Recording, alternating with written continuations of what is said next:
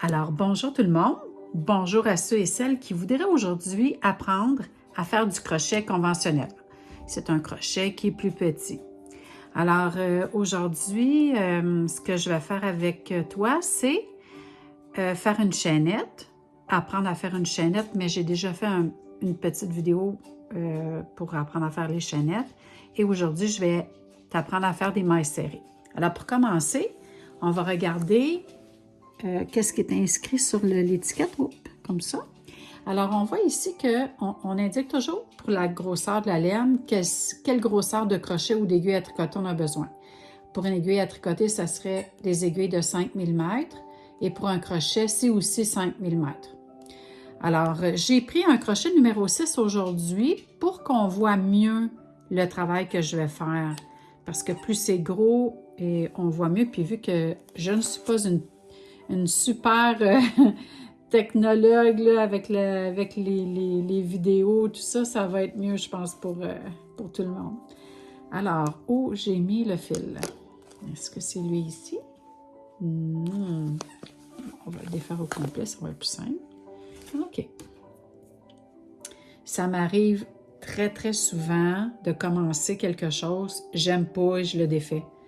Je garde toujours la laine parce que ça coûte tellement cher que j'essaie de récupérer le plus possible. Alors, OK, ça a l'air de bien fonctionner. Je semble être centrée. Alors, pour faire une chaînette, on doit d'abord avoir une maille, pas une maille, mais un nœud coulant. Alors, un nœud coulant. Et ensuite, on va resserrer un petit peu. Alors, je tiens toujours mon fil de la main gauche parce que moi, je suis droitière. Avec mon majeur et mon pouce, je tiens le nœud. Hein, mon pouce et mon majeur vont toujours être tout près du crochet. Ça va permettre de bien tenir le fil puis d'avoir des mailles toujours de la même longueur.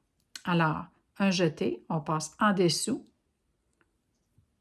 et on passe à travers la maille, la première maille. Alors, on a une maille chaînette de fait, une deuxième, une troisième. Puis moi, je tiens mon fil à chaque fois et j'y pense même plus. C'est devenu un automatisme.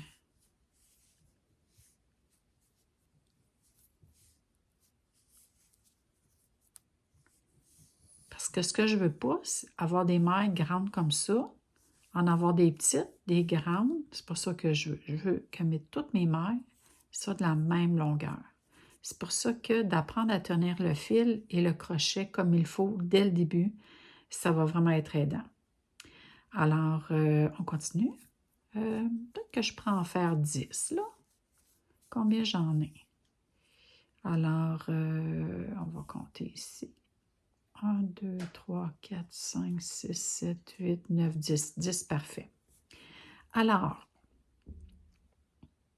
faire des mailles serrées, c'est la plus petite maille qu'on peut faire. Non, c'est pas la plus petite. La plus petite, c'est la maille coulée.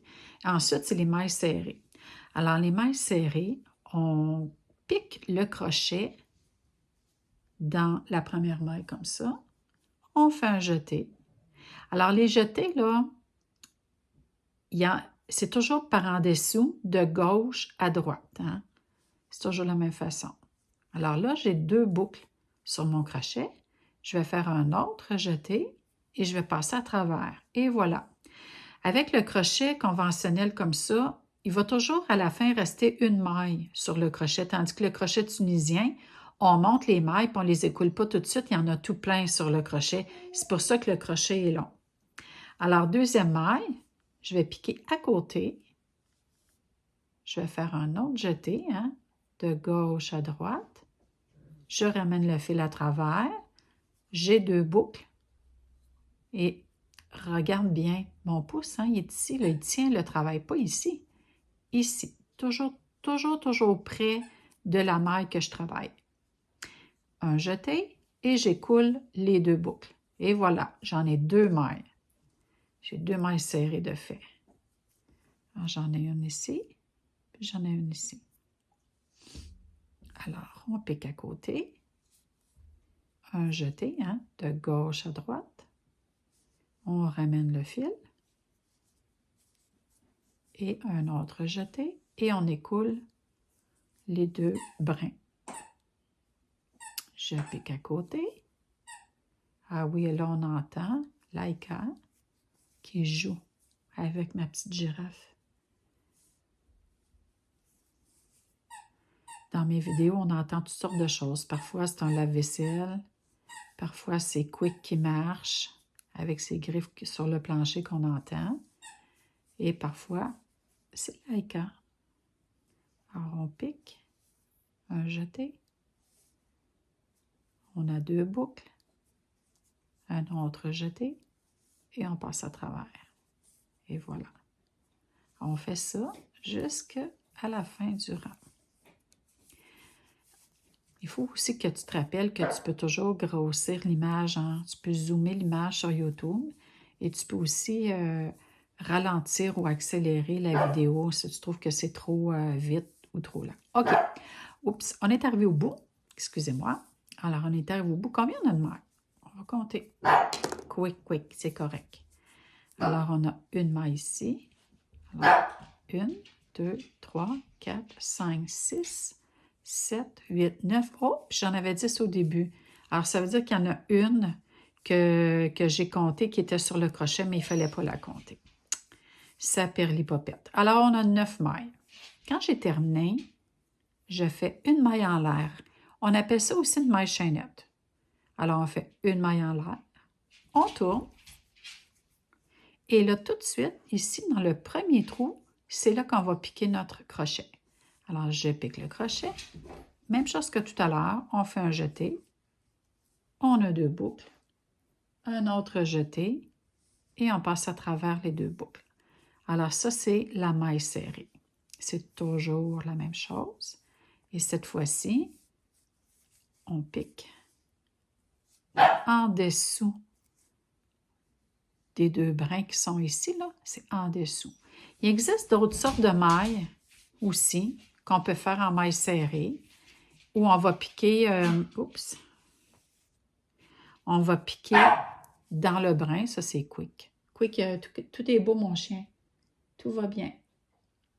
Il y a d'autres sortes de mailles serrées qu'on peut faire en piquant dans un brin ici, mais là, c'est pas ça que je voulais te montrer aujourd'hui, mais je veux juste te dire qu'il y a des variantes. Et au crochet, là, c'est infini, là, toutes sortes de mailles qui existent, puis qu'on peut inventer même, là. C'est vraiment fou, puis c'est le fun. Alors, on est là pour cette fois-ci. On pique dans le petit trou. Et voilà.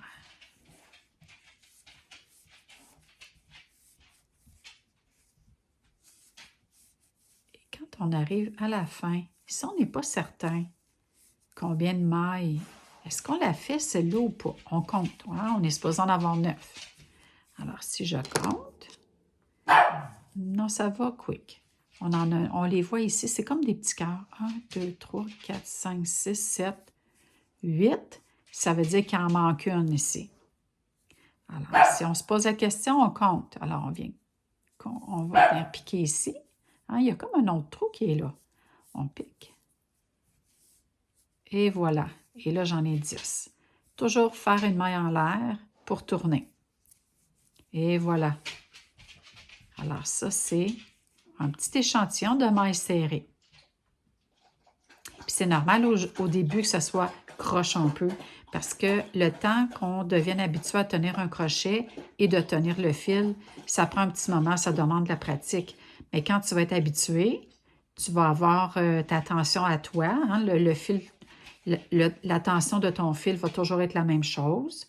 Puis ton tricot, il va bien se tenir après, puis il va être droit. Alors voilà, j'espère que tu vas t'amuser à essayer les mailles serrées.